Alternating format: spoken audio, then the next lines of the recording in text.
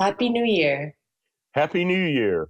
Welcome to the relaunch of the Eco Solidarity Update, an ongoing series of reports about the state of the planet and the resistance of Earth and her people against those who are threatening life itself.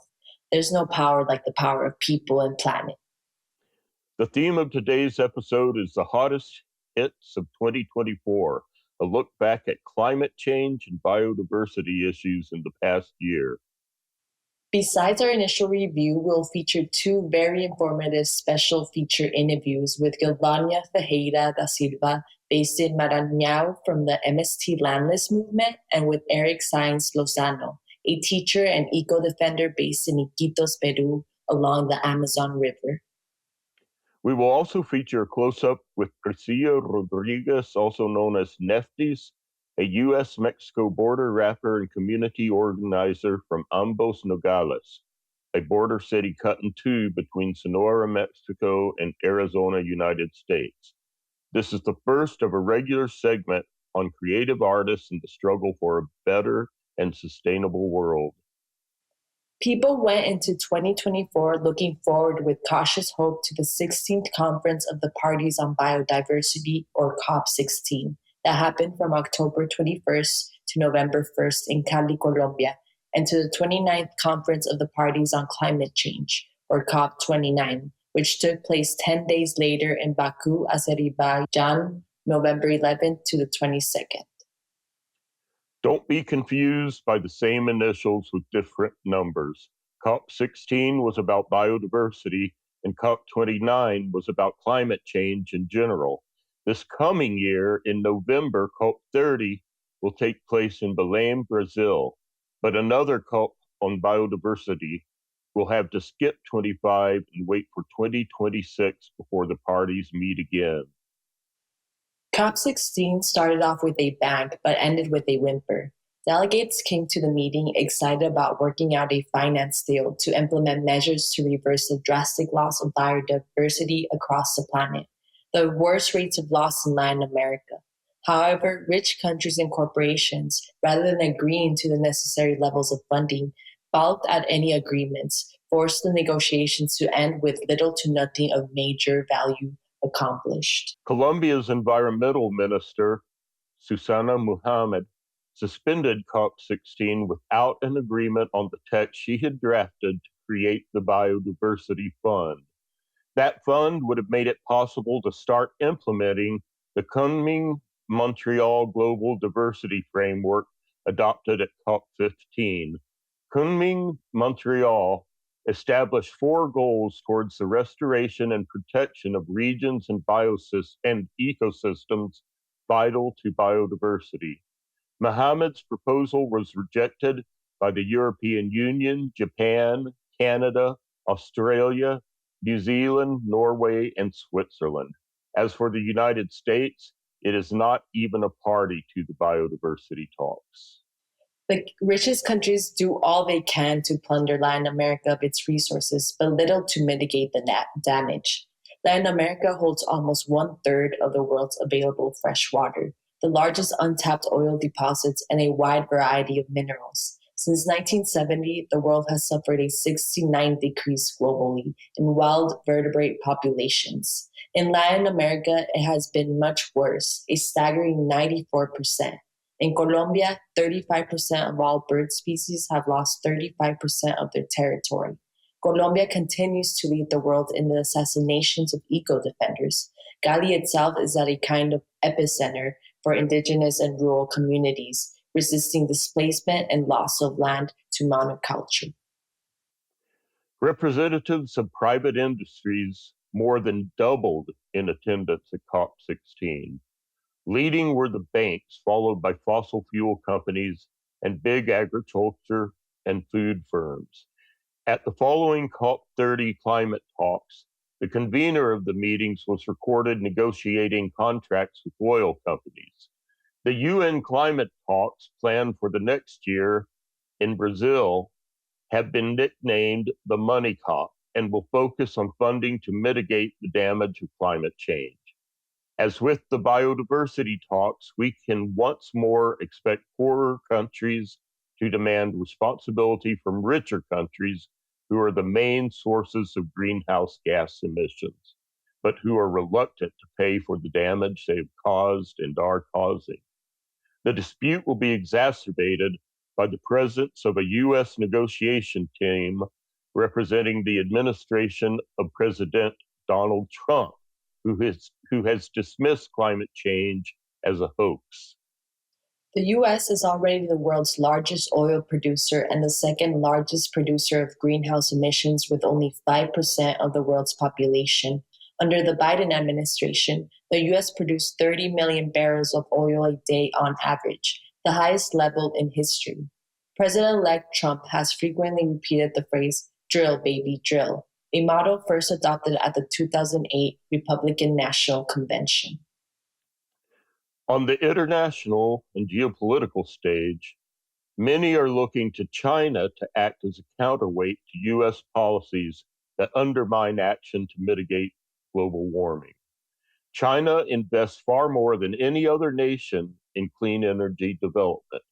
Today, renewable energy accounts for half of its total energy production. According to the International Energy Agency, China will likely reach peak emissions in 2025.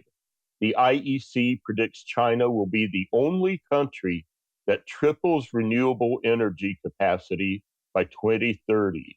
At COP29, Chinese Vice Premier gave a detailed assessment about its contributions to global financing regarding climate change. He said that since 2016, China has provided $24.5 billion in support of developing countries to adapt to global warming. Another piece of good news on the climate justice front is that on September 30th, 2024, the last coal plant in the United Kingdom was closed. Overall, however, when we look back on 2024, we have every reason to be alarmed. Capitalist countries like the US NATO empire and the corporations they serve at best only come up with half measures. The role of popular pressure and resistance will be essential in 2025 if we have any hope for our world and the ecosystems that weave the planet together. According to a January 2024 report by National Oceanic and Atmospheric Administration, or NOAA, the 10 hottest years on record all occurred during the years 2014 through 2023, with 2023 being the hottest of them all. However, that record was itself short-lived, as 2024 has now claimed the title of hottest year in history. Many scientists are predicting that 2025 will continue the trend. NOAA also announced that 2023 and 2024 combined to bring us the longest string of hottest individual months in history, 14 months in a row. That run ended in September 2024, which was only the second hottest September in recorded history. 3 of the 5 primary groups monitoring world temperatures say 2024 will surpass the benchmark of 1.5 degrees Celsius or 2.7 degrees Fahrenheit, above pre-industrial averages. Scientists consider that the threshold will have been officially breached following a 20-year average. But if 2014 through 2024 have been any indication, and if we don't take conclusive action to the contrary, the threshold will fall. The devastation brought by global warming manifested itself in many ways over 2024, including major weather events such as hurricanes and heavy downpours. According to World Weather Attribution, climate change contributed to the deaths of at least 3,700 people and the displacement of millions in 26 weather events we studied in 2024. These were just a small fraction of the 219 events that met our trigger criteria. It's likely the total number of people killed this year is in the tens or hundreds of thousands. Many extreme events that took place in the beginning of 2024 were influenced by El Nino. However, most of our studies found that climate change played a bigger role than El Nino in fueling these events, including the historic drought in the Amazon. Record-breaking global temperatures in 2024 translated to record-breaking downpours, From Kathmandu to Dubai to Grande do Sul to the southern Appalachians, the last 12 months have been marked by a large number of devastating floods. NOAA tells us that while hurricane activity in the Pacific was below average, the 2024 Atlantic hurricane season was more active than normal. An average Atlantic hurricane season results in 14 named storms, including 7 hurricanes and 3 major hurricanes. In 2024, there were 18 named storms, 11 of those being hurricanes, 5 of which developed into major hurricanes. Hurricane Beryl, which hit landfall in Texas, was the earliest Category 5 hurricane on record. When it comes to fire and drought, we can't talk about 2024 without starting in 2023. According to a study published in Nature, the catastrophic fires that swept Canada in 2023 were comparable to the annual fossil fuel emissions of large nations, with only India, China, and the USA releasing more carbon per year. It was against this backdrop that we entered into 2024, where drought and fire ravaged Latin America. In the US, the number of wildfires was below the annual average, but the number of acres burned was over. An August 2024 report from the World Resources Institute informs us that forest fires are becoming more widespread, burning at least twice as much tree cover today as they did 2 decades ago. While fires only accounted for about 20% of all tree cover lost in 2001, they now account for roughly 33%. As for Latin America and the Caribbean, there have been more fires since records began being kept in 1998. Whatever the cause of these wildfires, they are exponentially exacerbated by climate change and deforestation. Some 90% of fires are human caused, the largest number caused by clearing land for the agriculture industry. An article in the Japan Times about the fires in Latin America says South America has been hit by a series of heat waves since last year. We never had winter, Carla Longo, an air quality research at INPE, said of the weather in Sao Paulo in recent months. It's absurd. Smoke at some point blanketed 9 million square kilometers, covering more than half the continent. The fire was especially widespread in Brazil and the Amazon basin and in Bolivia, but also heavily impacted countries elsewhere. The Amazon and tributary rivers sank to the lowest levels on record as fires burned twice as many forests as 20 years ago. Colombian authorities reported in September that they were fighting fires across 7 departments. Ecuador experienced power outages as the government rationed electricity to help manage the worst drought in 61 years. Peru declared a 60-day state of emergency due to the fires and drought in 3 departments bordering Brazil and Ecuador. Militarization has had a negative ecological impact on the Amazon basin as it has across the planet, especially regarding climate change. However, as for international climate negotiations, the military has a seat at the table, but its activities are not on the table. Government reporting on military-related greenhouse gas emissions is voluntary, and any detailed discussion of the subject is altogether missing. If the US military were its own nation, it would be the world's 47th largest emitter of greenhouse gases solely on the basis of its emissions from fuel usage, according to calculations provided for transactions of the Institute of British Geographers about the US military's global logistical supply chains. By far, the US Air Force is the largest emitter, almost double that of the US Navy. The impact of war on the world's ecosystems is severe. During the first 2 years of war between Russia and Ukraine, at least 175 million metric tons of carbon dioxide emissions were produced. According to a study co-authored by Benjamin Niermark, senior lecturer of Queen Mary University of London, the total emissions from direct war activities in Gaza the first 120 days are estimated to be between 420 1,265 and 652,552 tons of carbon dioxide equivalent. According to The Guardian, an earlier analysis for the first 2 months reveals that almost half of the total CO2 emissions were down to U.S. cargo planes flying military supplies to Israel. Greenpeace writes that water resources have been severely compromised, with around 60,000 cubic meters of untreated sewage and wastewater flowing daily into the Mediterranean Sea.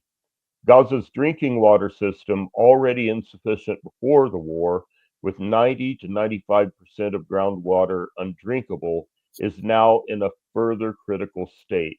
On average, in April 2024, Gazans had access to about 2 to 8 liters per person per day, compared to 85 liters per person per day before October 2023. Research indicates that 20 liters per capita per day is the minimum quantity of safe water required to realize minimum essential levels for health and hygiene.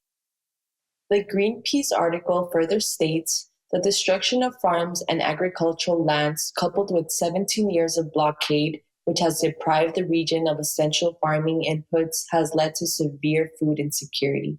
Considering the intensity of the bombardment, it is highly likely agricultural soils in Gaza are contaminated with heavy metals and other chemicals associated with military equipment and munitions. 57% of Gaza's cropland has been damaged as of May 2024. And according to the UN, Israel has reportedly destroyed 70% of Gaza's fishing fleet. Livestock are starving, unable to provide food or be a source of food. Armed conflicts from Colombia to Sudan, combined with global warming and its ensuing droughts and floods and fires and hurricanes, are the driving reasons for displacement. In Sudan, for instance, war has forcibly displaced millions of persons, with more than 700,000 persons having crossed recently into Chad, one of the nations most vulnerable to climate change. Refugees have risked further displacement due to severe flooding. That wraps up part 1 of this 4th episode of the Eco Solidarity Update and a review of 2024. The news is alarming, but we must never forget, Earth is our home and nature is the most powerful of all. As a people of Earth, the struggle we carry forward is for a more beautiful, peaceful, and sustainable world. We can't get that through capitalism, empire, and war. We get that with each other, with and for the ecosystems where we live. Be sure and watch our feature interviews and our close-up of U.S.-Mexico border rapper Nefty. Again, Happy New Year. Happy New Year. Solidarity. Boa tarde, Gilvânia. Estou cá falando com Gilvânia Ferreira da Silva, membro do Movimento dos Trabalhadores Rurais Sem Terra, ou o MST. Gilvânia mora no estado de Maranhão, que é no norte do Brasil, por ao Mar Atlântico. Gilvânia, pode nos contar pouco mais sobre você e seu trabalho com o MST?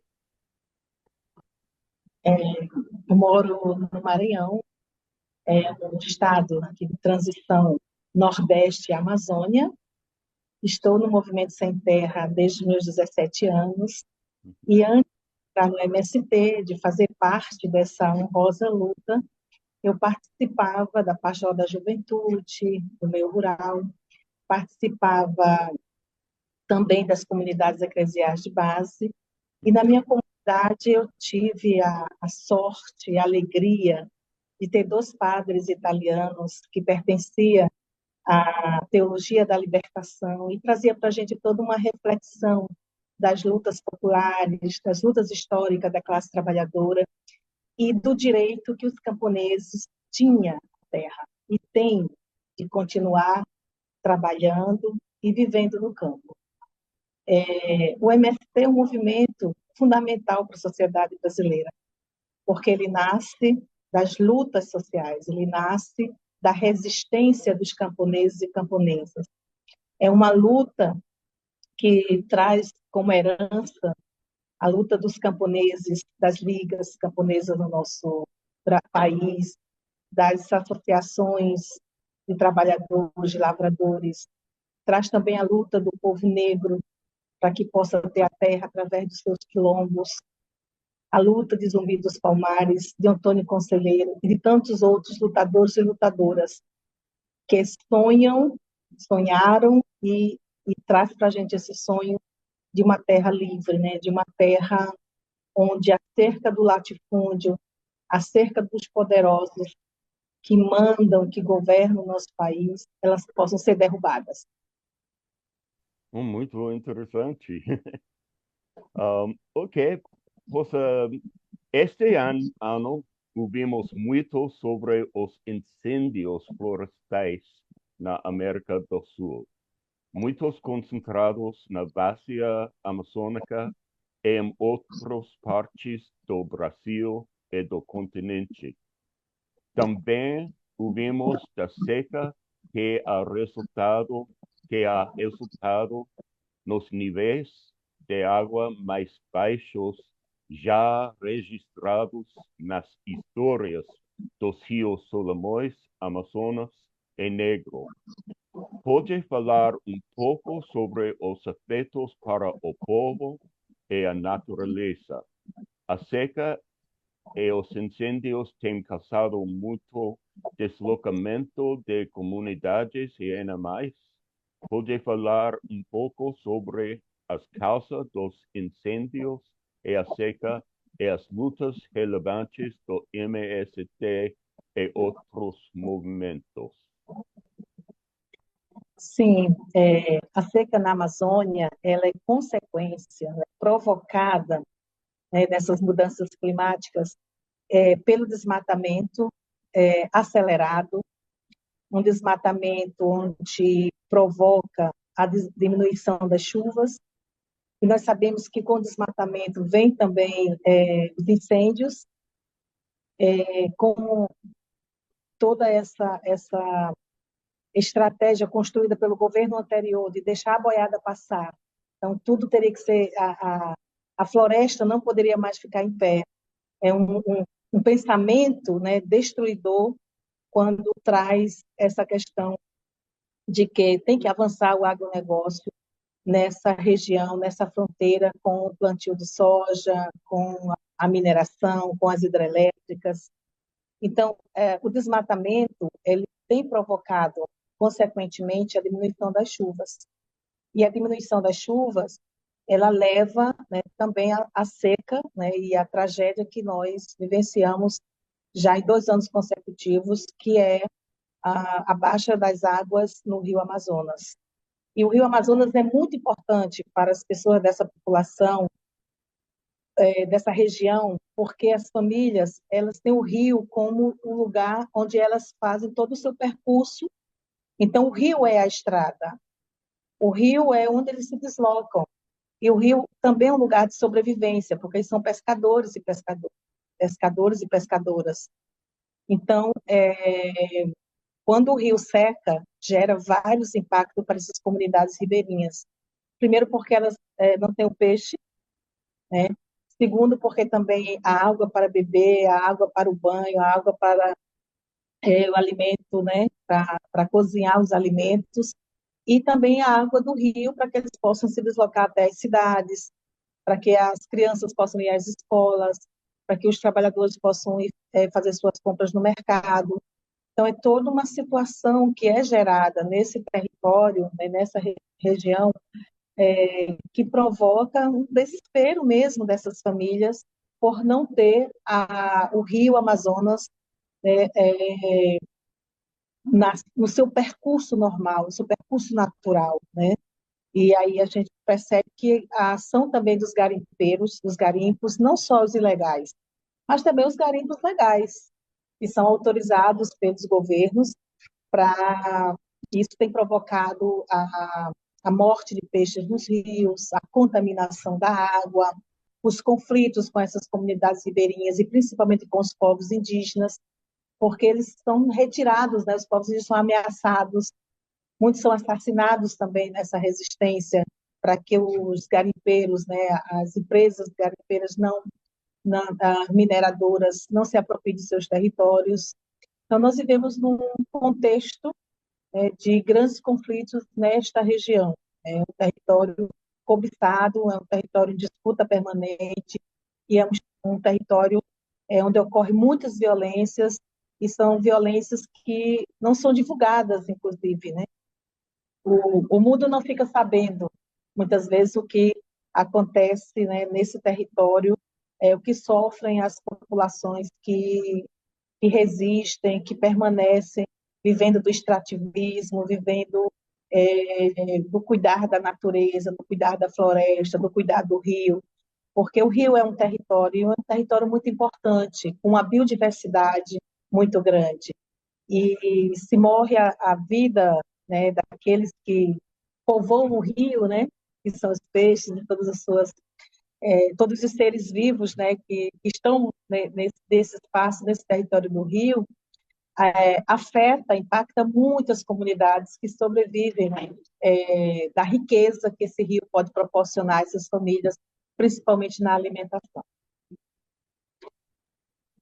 Muito, não, é uma situação muito delicada lá e muito difícil. Recentemente, o presidente Lula da Silva assinou uma nova lei combustível do futuro que limita a exploração para petróleo na bacia amazônica, mas aumenta a produção de biocombustíveis pela monocultura de soja e outras plantações em outras partes do país. É isso um plano sustentável ou uma troca de um problema para outro?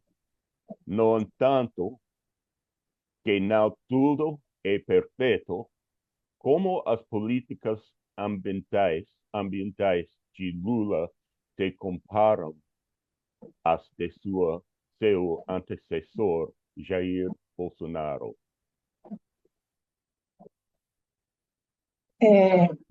Essa política econômica, né? A política da política e a política ambiental, elas entram em conflito o tempo inteiro, né?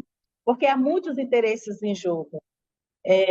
O Brasil, a Colômbia, o Equador, a Guiana Francesa, o Peru, o Suriname e a Venezuela, eles possuem mais de, em média, 3.028 blocos de exploração de petróleo em diferentes fases de implementação nessa região amazônica, né?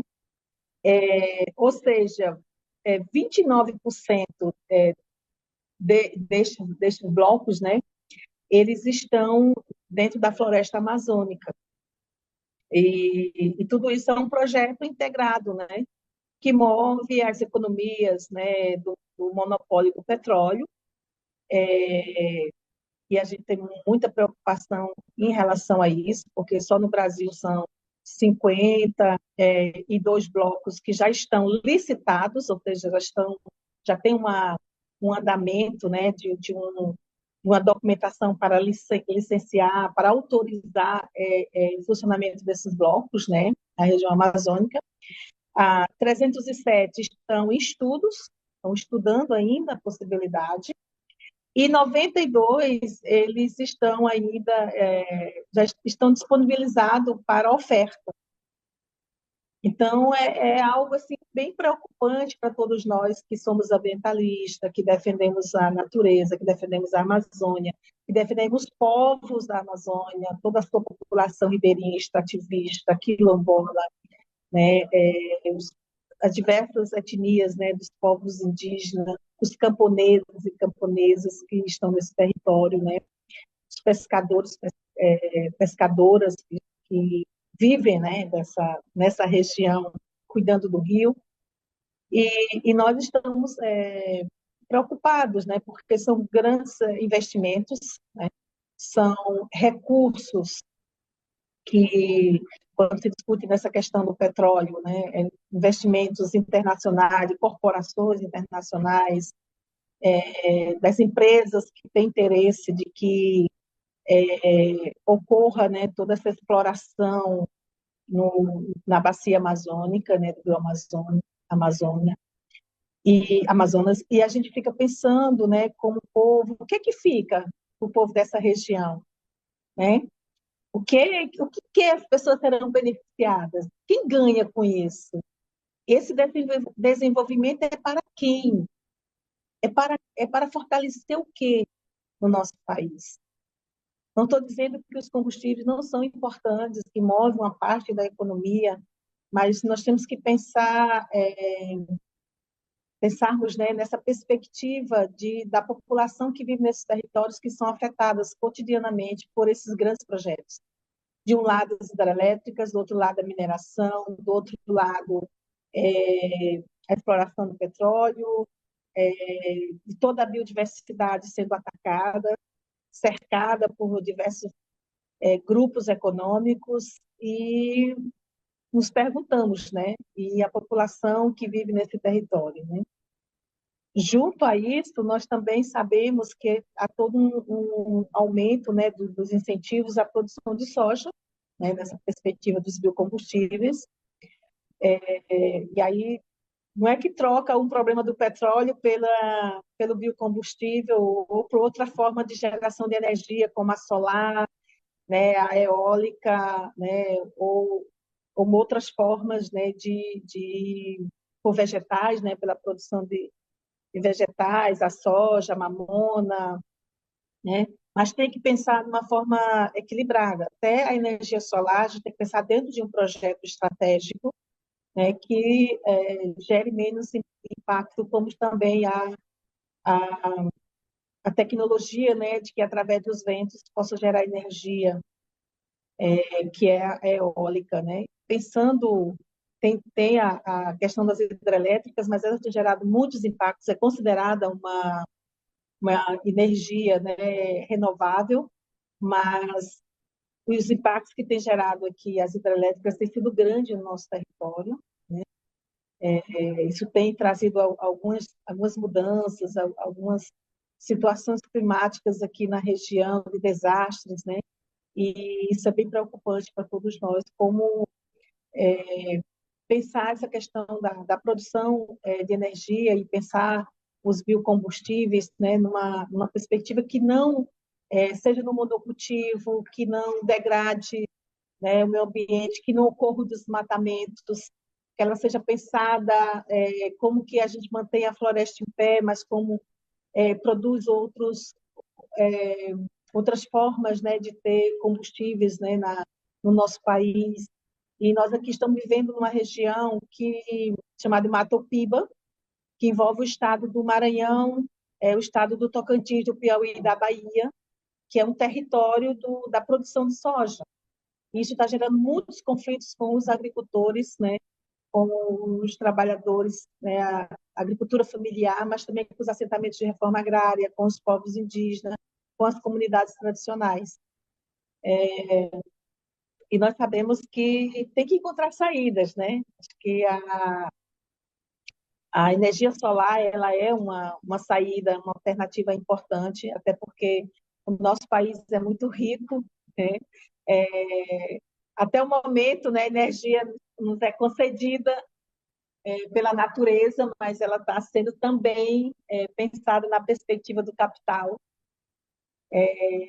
de exploração, mas de acumular riqueza através das empresas que estão se apropriando através das placas da placa solar, né? Captando essa energia e transformando num grande mercado, né? Então, tudo vira mercadoria no capitalismo, né? E a mercantilização da natureza de uma forma constante, né? E aí a gente tem algumas preocupações, né? Sim, para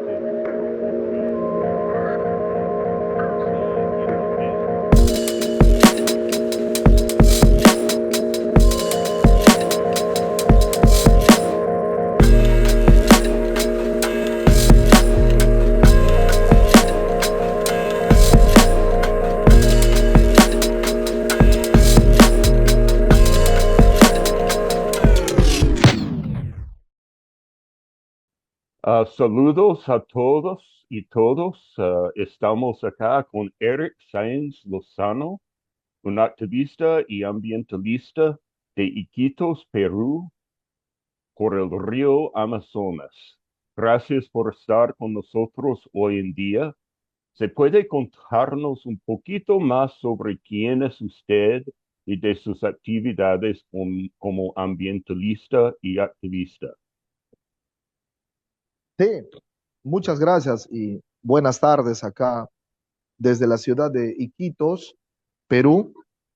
Reciba un caluroso saludo de parte del oriente peruano. Como usted lo dice, mi estimado amigo, yo soy el profesor Erick Saenz, soy docente en la actualidad del Colegio Mariscal Oscar R. Benavides, uno de los colegios más grandes que tiene la ciudad de Iquitos, el más grande de la región Loreto también, y uno de los más grandes del Perú.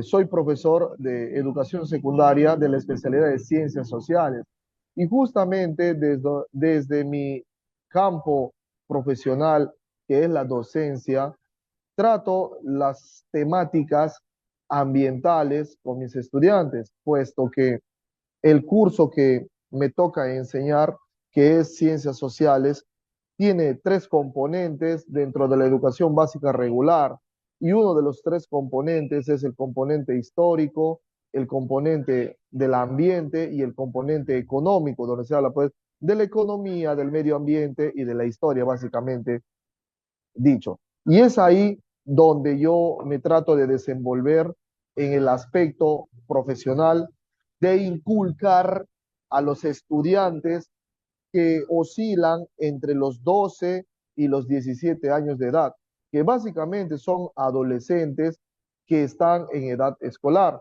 Y al mismo tiempo me dedico también a dar algunas conferencias, algunos cursos de capacitación a personas ya mayores, a personas profesionales del campo académico de las ciencias sociales.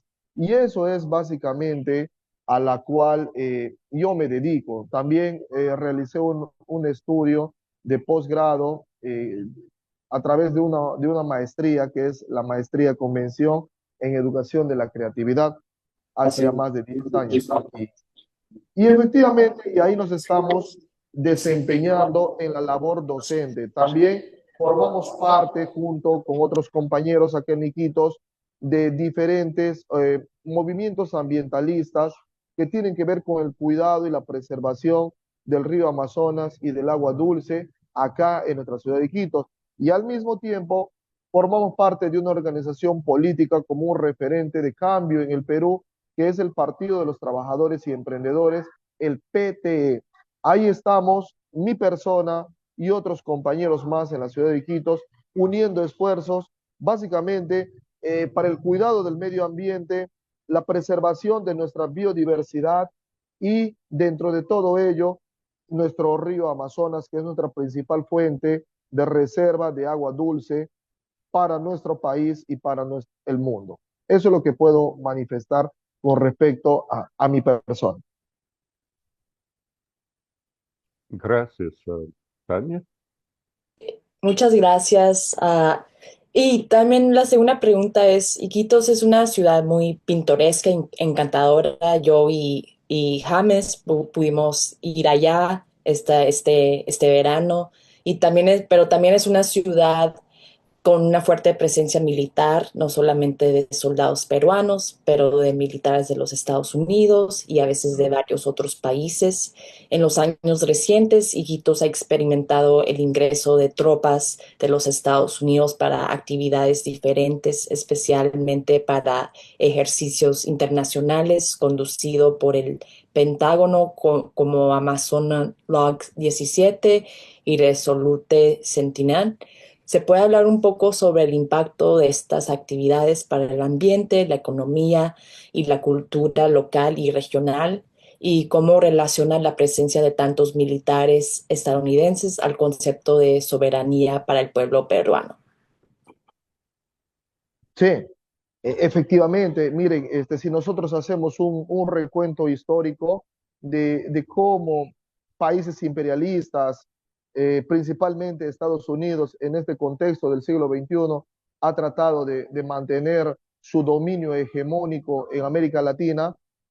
Podemos ir mencionando también numerosas operaciones que ha implantado Estados Unidos desde que terminó la Segunda Guerra Mundial y automáticamente empezando la Guerra Fría con la Unión Soviética, como Estados Unidos ha implementado mecanismos para dominar no solamente América Latina, sino también el aspecto global del planeta, el mundo. Pero hablando particularmente de América Latina, hemos visto cómo Estados Unidos crea mecanismos internacionales como la OEA, ha creado mecanismos también como la ONU, ha creado mecanismos también como los tratados de libre comercio, muy particularmente para el caso de los países de la Amazonía peruana, se implementó también en su momento, en la década del 90, el famoso Plan Cóndor, para tratar de dominar todo el escenario político, geográfico de América Latina. Y desde hace poco, desde los albores ya del siglo XXI, estamos hablando de la década del 2000, Estados Unidos pues viene implementando políticas hegemónicas, como ya usted lo mencionó, el famoso Amazon Launch 2017, el Resolute Sentinel, entre otros mecanismos para tratar de dominar y para tratar de mantener el dominio geopolítico bajo su liderazgo del capitalismo norteamericano en esta parte de la Amazonía peruana. Y sobre esos planes estratégicos se han pronunciado diferentes intelectuales.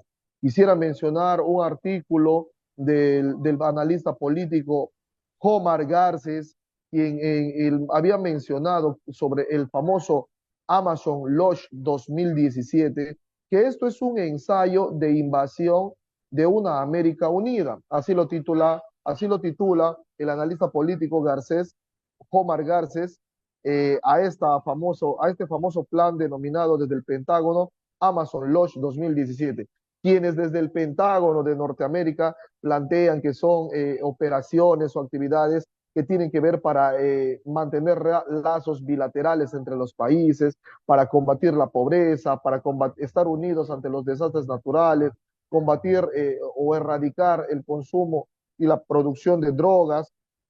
Así lo menciona el Pentágono, pero nosotros que tenemos un punto de vista diferente, un punto de vista crítico de la historia, al igual que lo hizo el político Omar Garces, nosotros pues planteamos que esto es un pretexto para combatir el narcotráfico, la migración ilegal, brindar asistencia humanitaria, supuestamente quieren ser mediadores de la paz, proteger el ambiente de la Amazonía peruana, especialmente y específicamente este programa o este plan Amazon Launch se enfoca en la triple frontera que existe entre Perú, Brasil y Colombia, entre las ciudades de Tabatinga, que es zona fronteriza entre Brasil, Perú y Ecuador, entre la ciudad de Leticia, que es la ciudad fronteriza entre Colombia, Brasil y Perú, y en la ciudad de Santa Rosa, que viene a ser la ciudad fronteriza por el lado peruano entre Perú, Colombia y Brasil. Es justamente en esta triple frontera donde el Pentágono ha puesto su visión para tratar de dominar geopolíticamente los recursos naturales que tienen. Por eso el analista político Omar Garces menciona que eso solamente es un pretexto, el pretexto de combatir el narcotráfico, la migración, el pretexto de dar asistencia humanitaria, de ser veladores de la paz y de proteger el medio ambiente en esta simple frontera.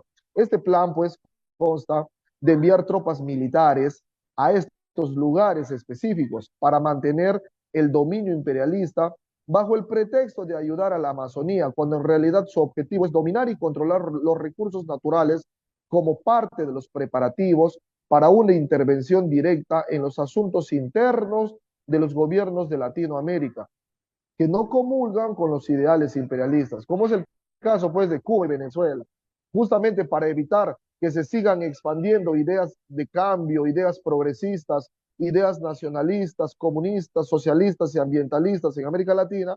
Estados Unidos va creando estos focos de acción para contrarrestar esas fuerzas progresistas de cambio al modelo económico neoliberal que existe hoy en día en América Latina. Ese es el objetivo central que tiene el Pentágono al crear estos famosos planes, tanto el Resolute Sentinel como el Amazon Lodge 2017, del cual estamos mencionando específicamente que el Amazon Lodge tiene su centro de acción en la triple frontera entre Perú, Colombia y Brasil respectivamente. Y todo ello pues apoyado por los gobiernos neoliberales de turno en América Latina, como el caso de Perú, como el caso de Chile, como el caso de Argentina con Milei y entre otros gobiernos que hay en América Latina, básicamente que son gobiernos de tendencia conservadora, de tendencia derechista en la región latinoamericana. Y de esa manera, Estados Unidos pueda restaurar su hegemonía mediante la presencia de tropas militares en el continente. Esto forma parte, pues, de un proceso de dominación y de consolidación de la hegemonía política norteamericana en esta parte de la Amazonía peruana, específicamente la Amazonía sudamericana. Y qué mejor utilizar una zona donde ellos, Estados Unidos, pueda abarcar tres países. Estamos hablando pues de Perú, estamos hablando de Colombia y estamos hablando de Brasil respectivamente, la zona trifronteriza que tenemos nosotros acá en Iquitos, cerca pues a nuestros países vecinos. Entonces, todo ello forma parte de una estrategia militar de Estados Unidos para dominar América Latina bajo el pretexto, como ya se dijo, de tratar temas coyunturales como el cambio climático, la escasez de agua dulce, como una amenaza a los estándares de la vida material que tienen los norteamericanos. Es por eso que se enfocaron en tener cierta injerencia en estos países que cuentan con la biodiversidad y con la abundancia de los recursos naturales que nos ha tocado tener, pues tenemos la dicha de gozar de Amazonía nosotros, cosa que otros países europeos y norteamericanos pues no lo tienen. Eso es un comentario brevemente resumido, lo que plantea el analista político Omar Garces en su ensayo titulado El ensayo de una invasión de una América unida. Y usa como pretexto el famoso programa o el famoso plan del Pentágono Amazon Lodge, donde nos quiere dar a entender el Pentágono que es para ayuda humanitaria, cuando en realidad simplemente es para dominar América Latina, porque si ellos quisieran dar ayuda humanitaria, no es necesario la presencia de militares en la zona de la Amazonía. Si queremos hablar de ayuda humanitaria, podemos mencionar el caso de los cubanos, que ante algún desastre natural que sucede en alguna parte del mundo, lo primero que ellos envían los cubanos son médicos, agua y medicinas. Ellos no envían tropas militares. Entonces, ¿cuál es la necesidad de que el Pentágono envíe tropas militares a la Amazonía sudamericana, específicamente en Perú, en Brasil, en Colombia y en los diferentes países que tenemos Amazonía? Y este es un plan que no es nada novedoso, porque ya anteriormente habíamos analizado que existía también el plan Cóndor para tratar de eliminar los rezagos de oposición en América Latina ante las políticas neoliberales que son impuestas por Estados Unidos. A eso también podemos mencionar el famoso plan denominado Resolute Sentinel, que traducido al español pues vendría a ser un centinela resoluto, una especie de chivo expiatorio, una especie de soplonaje, como le diríamos acá en Iquitos, donde se va a contar, donde se va a narrar todo lo que pasa en la Amazonía peruana para transmitir la información al Pentágono, a Estados Unidos principalmente. Todas estas acciones, todos estos planes mediáticos forman parte, pues, de un proceso de dominación política que hace Estados Unidos porque, porque para poder apoderarse, para poder aprovecharse, en primer lugar tiene que tener la venia o el visto bueno de los gobiernos, en este caso el gobierno peruano, del gobierno colombiano, del gobierno brasilero, para que puedan tener acceso a estos planes, ya sea el Resolute Sentinel o ya sea el Amazon Lodge 2017. Y todo esto viene siendo liderado pues por el jefe del Comando Sur estadounidense, que viene pues un militar de Estados Unidos a capacitar a los militares de los diferentes países latinoamericanos. ya sea de Perú, de Colombia, de Brasil, de Chile, de Argentina, de Uruguay, de los diferentes países de Latinoamérica les vienen a capacitar en el aspecto militar. Entonces, acá hay una interrogante, pues, ¿no? Acá hay una interrogante, ¿no, amigo James? Eh, si Estados Unidos plantea si Estados Unidos plantea pues una ayuda humanitaria, una ayuda social, luchar contra el narcotráfico, luchar contra las inclemencias de la naturaleza, contra los fenómenos naturales que pueden existir, entonces, ¿cuál es la necesidad de enviar tropas militares? ¿Cuál es la necesidad de militarizar la Amazonía? Entonces, de ahí nomás parte un plan macabro que usa pues el Pentágono, cuyo objetivo, como lo decía el analista Omar Garces, es dominar y apoderarse de nuestros recursos naturales que existe en nuestra amplia biodiversidad que tenemos, cuyo objetivo final va a ser apoderarse de nuestra principal fuente de reserva, que es el agua dulce. Nosotros pues tenemos la mayor fuente de reserva de agua dulce a nivel mundial, puesto que nosotros tenemos la dicha de tener el río más largo, más caudaloso del mundo, que es el río Amazonas. Y todos los analistas políticos, los sociólogos, los ambientalistas, plantean que en no muy lejano tiempo, de acá unos 10, 20 años, la principal batalla en el mundo va a ser por el agua dulce. Y el agua dulce nosotros lo tenemos en la Amazonía. El agua dulce que se origina en la ciudad de Iquitos, con el río Amazonas, pasando por Colombia y desembocando en el Océano Atlántico por su trayectoria por Brasil. Entonces, eso es el objetivo principal, primordial, que tiene el Pentágono norteamericano de querer militarizar la Amazonía. Ese objetivo es apoderarse principalmente de nuestra principal reserva de agua dulce. Ahora, muy con respecto de manera puntual a la pregunta, ¿de qué manera estos programas norteamericanos impuestos por Estados Unidos desde el Pentágono, ya sea Amazon Lock 2017 y Resolute Sentinel, de qué manera estos programas impactan en las actividades para el ambiente, para la economía, para la cultura local y regional acá en nuestra patria sudamericana? Pues, en primer lugar, esto afecta en el aspecto económico. Empezamos por ahí porque eso demuestra que existe una injerencia económica por parte de Estados Unidos para seguir dominando y consolidando el modelo económico imperante actualmente en América Latina y en el mundo, que es el modelo económico neoliberal, donde se prioriza la privatización de la economía en beneficio de las grandes empresas transnacionales o empresas privadas, para empezar. Entonces, ¿cómo se consolidan estos procesos de dominación impuestos por el Pentágono? Se consolida a través del modelo económico neoliberal. Ahora, ¿qué otro impacto puede generar en el ambiente?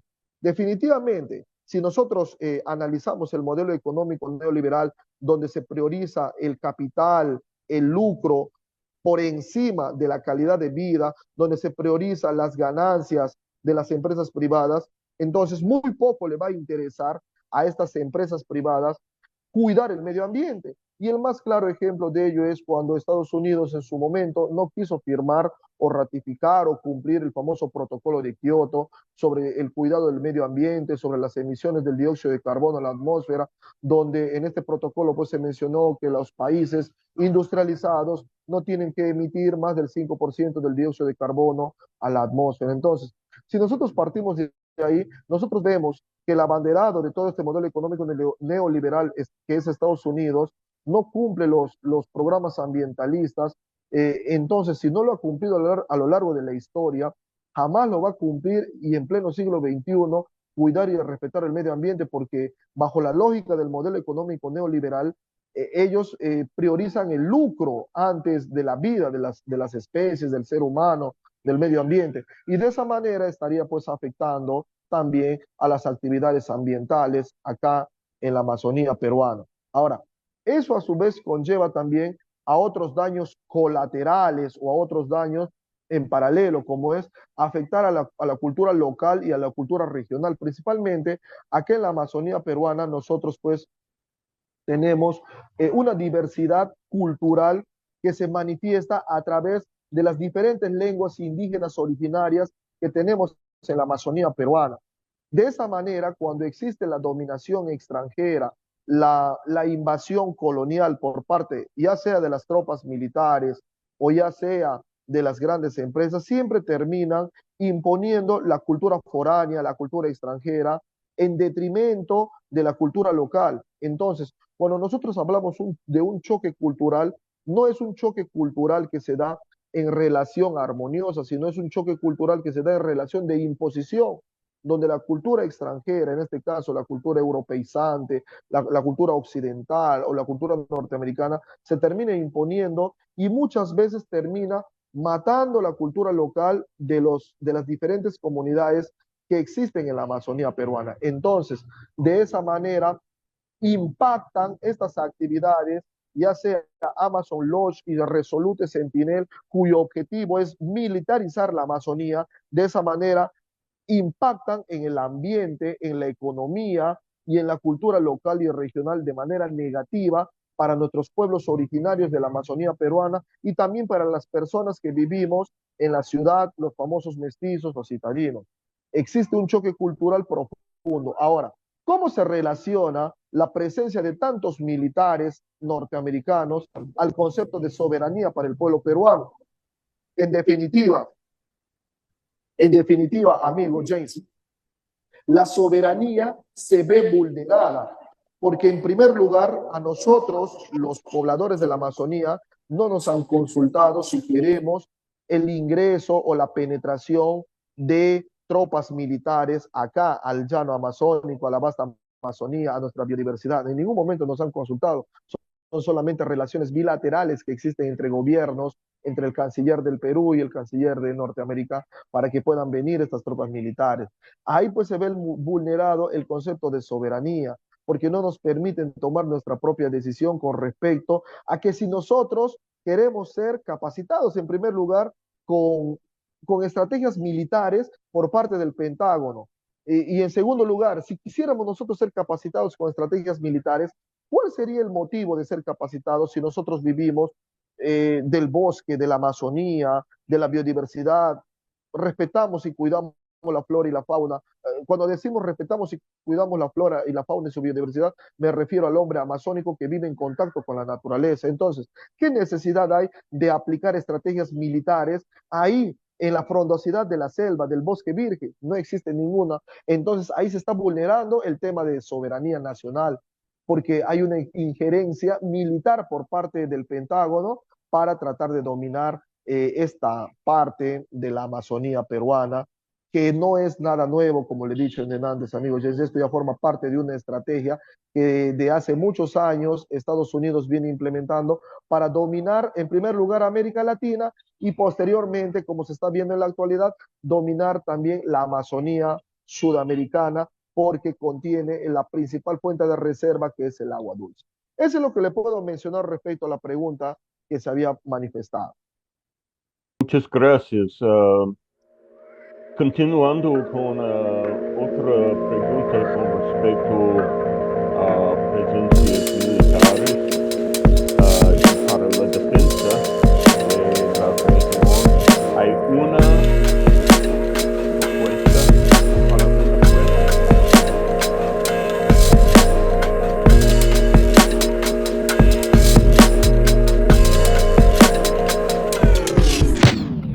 Hello, I'm Tania with the Alliance for Global Justice, here with Priscilla Rodriguez, also known as Nefftys, a U.S.-Mexico border rapper and community organizer from Ambos, Nogales, a border city cut in two between Sonora, Mexico, and Arizona, United States. This is a regular segment of Eco Solidarity updates featuring creative artists and the struggle for a better and more sustainable world. So yeah, welcome, Nefftys. Thank you for Hey, Tania, thank you so much for having me. I really appreciate, the time and all the work that you're doing is amazing. I'm glad we can collab. Thank you. Yeah, no, I'm honored to have you on this as our first featured artist. What you do is very inspiring. So let's get to it. So you're a rapper. Tell us a little bit about what inspired you to become a rapper. How did hip hop first come into your life, and why do you resonate with it? Yeah, I came in contact with hip hop since a very young age. My dad would blast the music, and I really fell in love with the sound and just, I guess, the culture, you know. And when I started getting into writing and, expressing my own thoughts, that was a perfect mix of getting instrumentals of the songs that I liked and writing to them. And in the very beginning, it was very intimate. Like I never thought of like actually recording songs, or like doing live shows or albums. That was not like something I was thinking as a 14, 15-year-old. Um, but it just came out like naturally. I started just writing about really what I wanted to say during those times. I think the teenage years is when we start like developing like so many different arms, I would say, of like this monster. So hip hop really kind of helped me just get them out. And then later in life, I felt like I could organize them, or like organize myself a little more, like through what I write. Like now that I'm older, I feel like it's therapy for me. So it's really just like my lifestyle now. But I was really inspired of just, the rawness of saying what you wanted to say and having people connect to it. That's also something that now I understand, like, wow, that's kind of really why we do it, to connect with someone that can feel the same.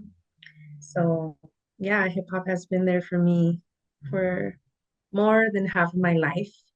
And it took me a lot of places. I was able to travel and get in the door, just because of my music. So yeah, I'm very thankful with hip hop. It's been a cool ride. Oh, very cool. Yeah, so going more into your music and everything, it's pretty clear from your music and your lyrics that you have been heavily influenced by the border. Like we said, you live in ambos, Nogales. Maybe you could explain what that means a little bit. But yeah, your music, it reflects the desert and growing up in ambos Nogales. So can you talk a little bit about this experience growing up where you did and how that like shaped your art and your politics?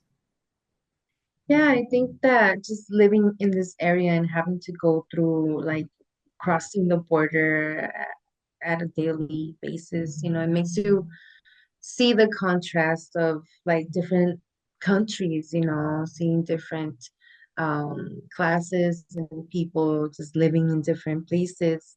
In town, like where I grew up, it was right where the border is. Like my front neighbor's back door was the fence.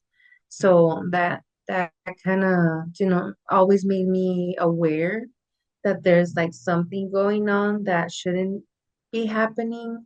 When it comes to like people passing by, people getting crossed by coyotes or, things like that is what I would see when I was just playing outside of my house, just seeing the big trucks and the packages and then cops and the helicopter and so all those things always kind of made me aware of what was going on, but at the same time I never got involved. Being a US citizen living in Mexico, it was very tempting for like friends or people that I know to like be like, hey, you should do this job, but there was something that I never wanted to like just because I guess I understood my privilege. It's like, okay, I can cross and probably get away with it, but then like there's so much to lose if you get caught. Right. And now that I have a family, obviously I think about that like as a no-no for me. But just like living here, it made me just understand that all those things also impact our lives, like going to school or like getting food, getting your groceries, crossing. And because when I grew up, I lived in Mexico, but I came to school in the US because I was a US citizen and to learn English and all that because it's much better over here, right? So just, all of that made me have the best of both worlds, I think, in a way, because I was also introduced to hip hop that way, like that closely, because I'm like right here at the border. I feel like my dad was able to get the CDs and like the albums and stuff much quicker than, other cities and more south. So that kind of helped me, get all that American culture when it came to like the clothes and the music and just like pop culture in general. But it really opened my eyes when I traveled. I went to Europe and then I lived in Mexico City. So once I came back, like that's when I really understood that me being a fronteriza was very particular. That it wasn't just like whatever, because I lived here, right? Like and grew up here and it's like, oh, whatever. But once I left and like people started asking me about where I'm from, it's like, okay, like this kind of makes me unique in a way, out there when it comes to hip hop and being a female rapper and bilingual and kind of always different, I think I never really fell into like a mold of hip hop. Like I could be kind of considered a old school boom bap rapper, but I also experiment with trap. And it's not like I follow a trap formula like others do. So it's like very particular. And so my lyrics are pretty like conscious, I think, of like my environments. And I try to like paint pictures of like just that reality, and also imagining like cool things, like positive mind setting.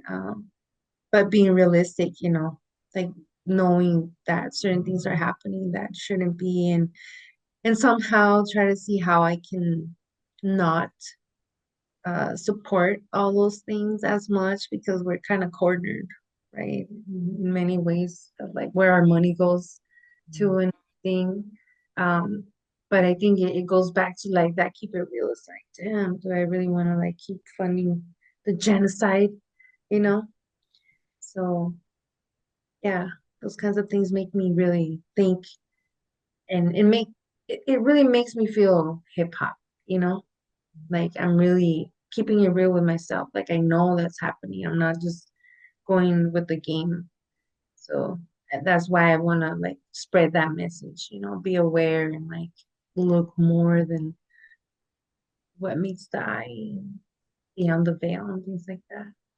Yeah, yeah, yeah. And I mean, speaking of like kind of also like your music being positive and kind of offering like a vision of what could happen, what could be and stuff like that too, like how we could change things. I want to follow up with a question, the fact that you're also I mean, you're apart from a rapper, you're a mom first of all, but you're also you do a lot of work in your community. You've done like mural projects in your town, galleries, art walks, and you've done basically a lot to bring back life into Nogales, Arizona, a town that was once thriving, but now has become sort of a ghost town, going through, a boom and bust cycle, like that's very typical of many border towns and well, just towns in general under capitalism. So yeah, and I noticed these art projects also serve to preserve like the historical memory of your community and the history and the land. So can you speak a little bit more about this and why it's important to you? Yeah, for me, I guess one of the main things is like, as you said, I'm a mom, so I started to think like, what is the city going to offer my kids, in the future? Because right now they're little, but like I think about like big cities like Mexico City or even just Tucson, like there's a lot of art and things to see. And here it's very limited. So when I came back to live here and started building my family, like I was like, we have to do things because nobody's doing them. And like, this is kind of what we do. So we started like doing some projects and I'm a history enthusiast. So I was doing some investigations and I came across things like Charles Mingus not being that present, like, Many people here in Nogales don't know who Charles Mingus is or like his impact in the world. And I think it's very important because just his story brings us to this social context of like the Buffalo Soldiers, like why his father was brought here, and also that he was taken away, and the mix of races that he also had, like it all built this pressure on him that made him also like revolutionize jazz and being a a not full black man, because he was also like he would also go through like that racism of not being full black, and then when it comes to like the record labels, and they try to censor him, so like he also built his own record label. So there's a lot of like layers to Charles Mingus that we decided to make a mural about him, and I wrote a poem that goes along with like that mural, and it talks about his history and just ways that I think of him, you know. It's a poetic style of writing, what I do. So it's really just putting him out there to start the conversation. And thanks to that, I feel like people are more aware of like who he is, and they're more inspired of like also becoming artists or musicians or just anything, because Nogales has always been thought of like this ghost town, or like there's nothing here, but like a legend was born here. So I'm always like, if people knew that more, like they could feel like they could really have an impact in the world. So like the Charles Mingus was a great success, and it also kind of pressure on like the local politicians and like leaders, because after we did the mural, they finally did like a little memorial for Charles Mingus. That apparently they had been fighting to do it, but there was some type of resistance, who knows why, like, but finally, years after we did that, they did a monument, and there's like a designated park area that has a mosaic about him. So I'm like really glad that something that we did also pushed like, the local leaders, because Charles Mingus is someone that has to be honored here. Like, we should have like a statue or something. But it's little by little that we start like moving those pieces, Yeah. because it's a big game. Yeah, and you're right. I mean, it offers other young people or just people in general like insight in what of people, like you said, the legend was born here. So what's stopping you from, maybe doing something legendary as well? So that's really cool. And what else is there anything you're working on right now currently that you're trying to push or Well, after years of, I could say, after years of cultivating and investing in my local art scene. I was doing the open mics, and I did a few big events.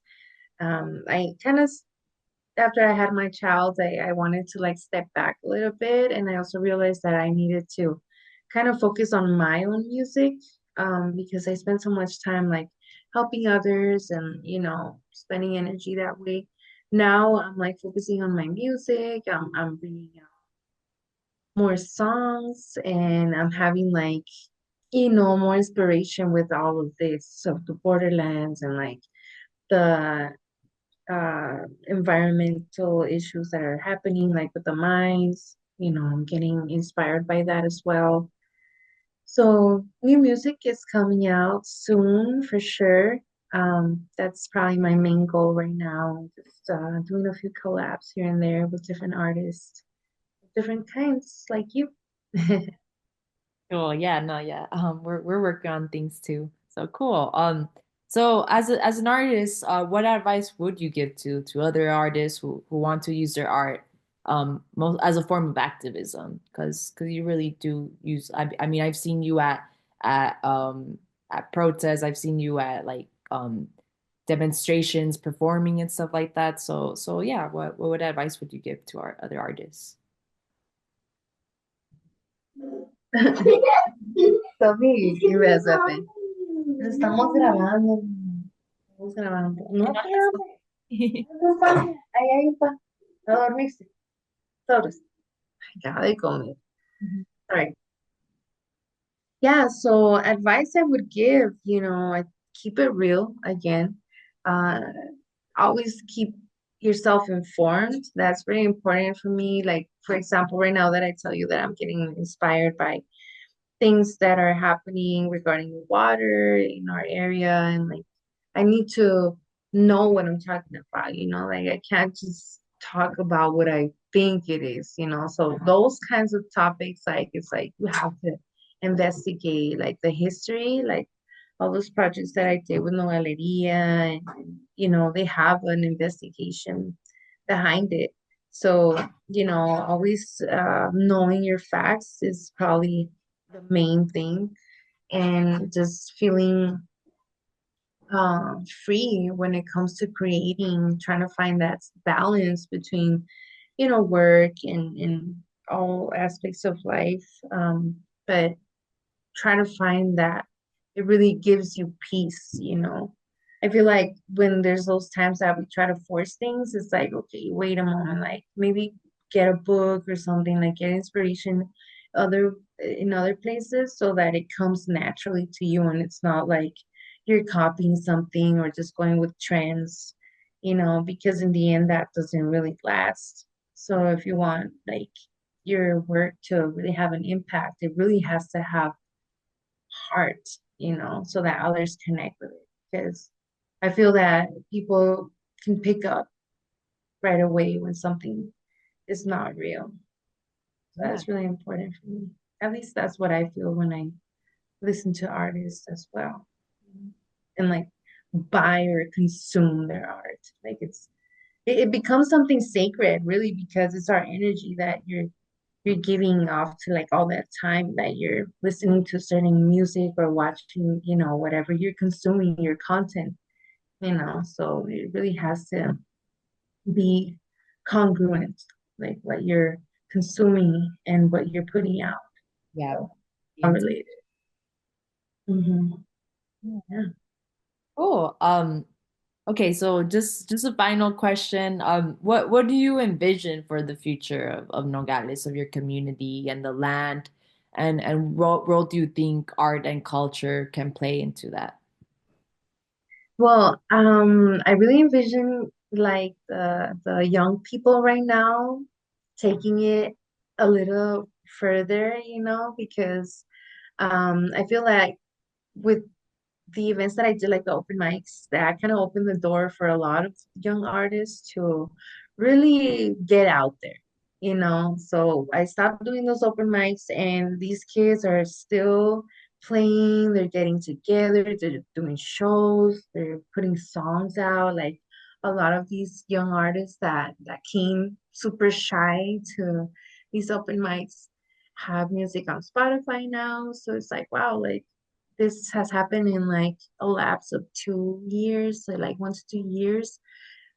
So like I can't wait to see like what else they come up, because it's a much younger generation that they kind of have the power to change this town, because I feel that people my age or maybe older are kind of sadly consumed sometimes because of work or family, and we don't kind of give that importance of the leisure that we need, like recreation and stuff, and young kids kind of have that time right now, I guess, like in high school or coming out of high school, they have some of that energy to spend. So I'm hoping that that really like keeps the snowball going, and that in a few years Nogales will be more full of art and events, and just in different areas, like the alternative, the rock, the hip hop, the more classical, like having all kinds of art. So just that's what I want, and really think that's gonna happen. Just a Yeah. more full Nogales in culture. Yeah. Yeah. And I do think like, young people are the future, obviously. But I think it's always so important to have people that could guide them and, they could look up to. And I do think you're that person in a lot of ways to a lot of young people in Nogales. So I know I'm also from a border town. I'm from, Douglas, Arizona, neighboring Dallas. And I know I wish I could have, grown up seeing, more female artists like yourself, like artists in general, because it's very similar, the social context there that like it is in Nogales. But yeah, that's great. And yeah, I agree with everything. I feel like you're already building toward that future, toward that vision. So yeah, thank you so much. I wish we could talk more, but this will be the beginning. I believe, we hope to have you on later on. But we also wanted to end it with obviously playing a song for you guys. And so up next we're gonna play a song by Nefftys. It's called No Nos Podemos Dejar. But before we go to that, can you talk a little bit about the song and why you chose that song? Yeah, this song's really special to me. It's really old, actually. It's probably from 2010. So I was around 20 years old at that time, and it's really interesting now to listen to it and be like, wow, I knew about these things back then. So that's just kind of like my goal, like make young people like that, like be aware of these issues. So No Nos Podemos Dejar is a song that I recorded when I was in Europe. But then I saved it and I included it in this album that I released in 2020 called The Lost Tapes of the Last Decade. And that's the first song. So it's like the oldest song that I found that I included in there because it was released, but it wasn't like in an album and it didn't really have that much exposure. So I was like, yeah, this would be the first song. So No Nos Podemos Dejar. Awesome. Yeah, so well, yeah, I'm excited to hear it, but thank you again, Nefftys, for joining us for Eco Solidarity Update as our first, featured artist. And yeah, any other last words you want to share with the audience?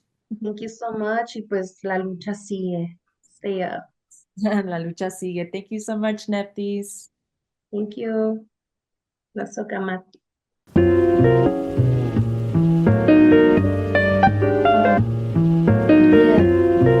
¿Cuántos años? ¿Cuánto daño? Nefftys, Kid Pro en el beat. Diciendo lo que siento. Para ti, para ustedes, para nosotros. Y es que no podemos dejar que nos alimenten basura para podernos controlar desde el origen de la humanidad hasta cómo consiguen lo que consideramos esencial. Y es que no nos podemos dejar, nuestra ignorancia es su ganancia, pero es hora de actuar. Ármense de conocimiento y es que siento algo llegar, es el tiempo de despertar. No podremos seguir si no nos preparamos y ellos nos mantienen ocupados en cosas que no necesitamos. Hermanos, cuánto ha sido el daño a la gente que realmente es dueña de la tierra que pisamos y nos obligan a sentarnos frente a una caja, roban nuestra energía para sus compañías y luego nos la venden más cara. Máscaras traemos todos, creo que estamos lejos de casa y no quieren que florezcan nuestras plantas. Esclavos de farmacias millonarias y comida alterada, nos jalan con sus lenguas de serpiente al borde. Sectas y religiones mantienen el orden, la división del hombre, el triunfo del foráneo, ese que desgasta tu mundo y te enseña a no cuidarlo. Dicen que es un aprovechado, otros creen que es el diablo. Yo solo te invito a que no caigas en su engaño. La fuerza está en el interior, mi misión usar la mía para sacar lo mejor del que me pone atención, rapear un lado del que no, conversar con mudos y a los ciegos darles noción de los colores que veo. sabores que pruebo y que los dolores de la vida hay que tomarlos como retos. Busca y lee entre los textos, siéntete entero sabiendo la verdad, yo pa' que te cuento. No podemos dejar que nos alimenten basura pa' podernos controlar, desde el origen de la humanidad hasta cómo consiguen lo que consideramos esencial. Y es que no nos podemos dejar, nuestra ignorancia es su ganancia, pero es hora de actuar. Ármense de conocimiento y es que siento algo llegar, es el tiempo de despertar. Y es que no podemos dejar que nos quiten lo que es nuestro y se rían de lejos. Y es que no podemos dejar que nos den medio pan y que con eso nos conformemos. Que no nos podemos dejar que con sus químicos bloqueen nuestra forma de pensar. Y es que no podemos dejar, está solo en nuestras manos conseguir la libertad. Hay que cuidarse porque están en todas las zonas, no llega atención médica, pero si los camiones Coca-Cola. Irónica la pobreza de África con las minas y el mercado de diamantes y otras joyas. Nos pintan la gloria como a nativos en reservas y el presidente gasta casi 2 millones para la vajilla de su cena. Este bicentenario, vaya chingadera.